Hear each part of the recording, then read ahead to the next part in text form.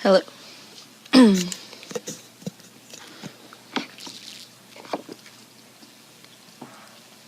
Hello. And, my name is Stephanie. I bet you have, you know that. So I was feeling a little bit left out of this team abridgment work. Mostly because I was afraid of being really shitty at it. But I'm gonna give it a try. Everyone, everyone should give it a try. Maybe someone else who's really good at it hasn't tried it yet, and then they'll be like, oh, well, she can do it, I can do it, and then like they'll do it, and it'll be amazing, and we'll all be really, really like, oh, thank God that person is abridging. Guess that's kind of already happened though with Adva and I still say that bad, and Brand, because they're doing great. They're doing really good, so this is probably not necessary. So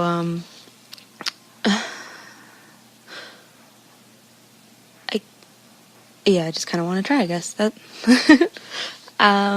There's been some talk about American Gods for the Shift, I think, like a Shift X Explain video, and I think maybe some Swift people were looking at like him reading. I think that was on the list. I know I kept voting for it because I really like Gaiman, the author of American Gods. I like him a lot. He's done a lot of stuff, and like I think the first book I read was like Stardust, because it's like that little kid fairy tale. Like Stardust is great. But another one of my favorite books by him is Neverwhere, and Neverwhere is fun, and it's a thing that I like. So I wanted to read it for you guys. That was a long rambling introduction that is not very abridging. So I'm going to try to be better about abridging for the actual text, which is, it starts with a prologue with the main character, Richard. And the first line is sad. The night before he went to London, Richard Mayhew was not enjoying himself. So Richard is kind of a wet blanket. He's very much like, oh, woe is me. I'm Richard and I'm sad. Because he is. I mean, he really is. He starts off happy. He even said he began enjoying himself. He was so happy and having fun because he's at a party and he's getting cards from his friends, goodbye cards, because he's leaving to start a new job. So people are hugging him, and he says some not entirely unattractive young ladies. So like he's loving the attention. He's getting goodbye cards and goodbye presents. They are giving him all this attention and like hugging on him, and he thinks these girls are cute, and he's loving it. And they even pitched in, they gave him a goodbye gifts. So like people are saying, you're going to do great in London, or, oh, London's scary because it's a big city, and they're giving him gifts, and a group of them got together and got him this really fancy umbrella. It's this big white, oh, no, Brawley, is that, yeah, Brawley, but a big umbrella, and, it's got the entire tunnel system of, like, the London, like, the underground, and it's like in colors, and it's like this really elaborate gift, and they're all excited, like they're doing this really nice thing for him, and he's like mopey and sad because he's like, I'm sad that they're so happy I'm leaving. That must mean they don't like me. And like he's just Richard can be sad about anything. Well, he gets really drunk and goes outside for a breath of fresh air because he's at that point where he's like, oh, do I need to throw up? Am I not? I feel really dizzy. I kind of need to puke. I kind of not. Like he's kind of trying to walk it off a bit. Like, okay, if I wander off, maybe I'll breathe in some nice cold outside air and I won't have to puke, and if I do, at least I'm outside. And so he's had a lot to drink, and now he's sad because he's outside and it's starting to rain, and that's making him sad. And he's sad that he's sitting outside, holding this umbrella gift. He didn't put it down before he left. He was still holding on to his umbrella that they had given him, and it's still like all wrapped up and stuff.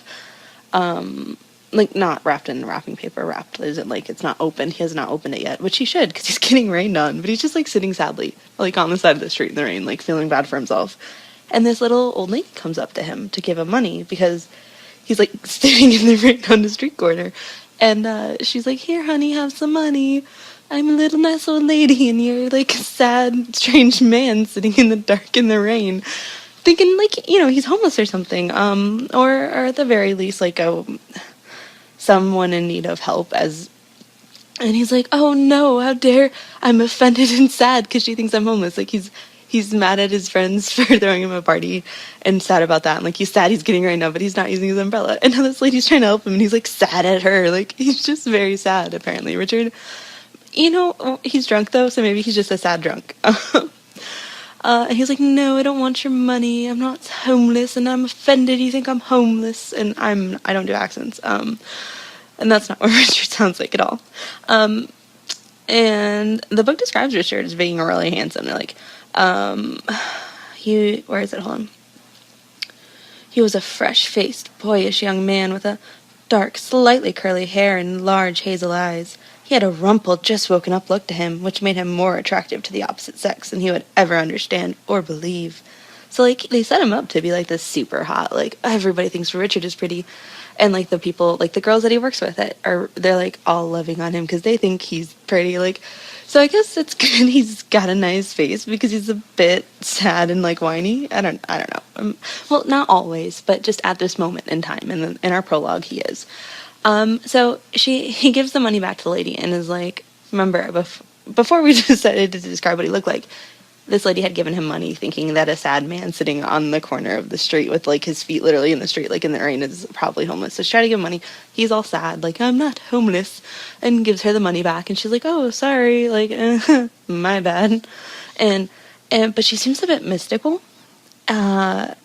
She makes it vanish. She doesn't put it away. It doesn't go in her pocket. It vanishes beneath the layers of coats and shawls. Like saying that it's just like a fancy way of like it vanished.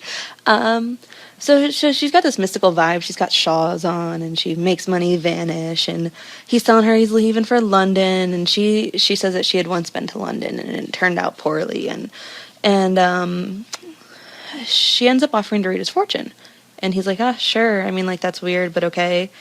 And so she reads it and says, you've got a long way to go. And he's like, yeah, I just told you I'm going to London. Like, okay, you're such a good fortune teller. So he's skeptical. And the old lady's like, no, jackass, not fucking London. Not any London I know anyways. And, but she holds her, she doesn't say that, but like, I mean, that's what she means. And then she actually apologizes to him, and she's like, I'm sorry, but it starts with doors, which is like a very strange thing to say, which he's like, yeah, that's a weird ass thing to say, lady, what do you mean? But she just nods like really wisely, like, yes, the doors, like, of course, watch out for doors if I were you. Doors are ominous. Doors are bad. Ooh, doors are scary. And so Richard is like, this is really fucking weird. I'm gonna get out of here. So, like, he gets up all wobbly and, like, falling over and stuff because he's still drunk. So he's, like, wiggling away. And he's like, I'm gonna go, strange old lady. But he feels bad because, like, he's like, oh, shit. She told me, should I give her money now? Because she told me my fortune. She seems like a nice old lady, even if she's super weird.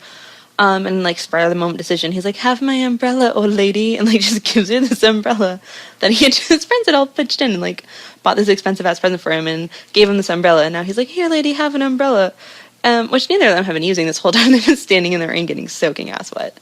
And she's like, thanks, you're a kind boy, but kindness will not do everything you need. It won't get you everywhere you need to go in life. So she's probably read Game of Thrones and knows that kind people die. I think that's what this old lady was probably thinking when she said that. But yeah, so he gives her the umbrella and she's like, oh, thank you, and walks away with it. And he's like, oh, I should probably go inside. And he's like shivering and drenched and like he is soaked to the bone. This isn't just like he was getting drizzled on. I mean, like, he is soaked. And the door to the bar opens and his friend's like, oh my God, Richard, why are you still outside? Like, it's pouring ass rain. Why are you in the what? Get your ass in here, Richard. It's your going away party, and you've been outside for a while. You weirdo. Like, you don't even smoke. What are you doing outside the bar? Come back in and hang out with us. And so Richard's like, sad. I'm not shitting you. Yeah, he is sad. That how do they describe it? He walked back into the pub. Blah blah. Yeah. So his friends are talking to him, like, okay, you need to come back inside because you're all wet and shit, and they're kind of teasing him, like, oh, you look like a drowned rat, like, but then Richard's sad. He's like, I will, sighed Richard, water dripping from his hair into his drink. And like he just like, so I guess it doesn't say he's sad, but he's like sighed, and he's morose, like he's just kind of like like his friends are trying to have this fun and like, here, have a drink. And yeah, he downed the scotch, and after that everyone wanted to buy him another. So like he's been drinking free drinks all night. They wanted to buy him more drinks, but Richard's just sighing. So he gets super drunk, obviously. And it ends with vomiting intermittently into a gutter, overflowing with rainwater. So Richard somewhere in the small hours of the morning, which is like a fancy way to say they stayed up all night until the sun came up, and now the sun is rising, and he can't enjoy the beautiful sunrise because he's throwing up in a gutter. And he boarded the train, feeling like a big bag of ass because he didn't sleep last night. He gave away umbrellas and threw up in gutters. But yeah, he gets on his train to start his new life in London, feeling like hell. And there we have it, the prologue to Neverwhere.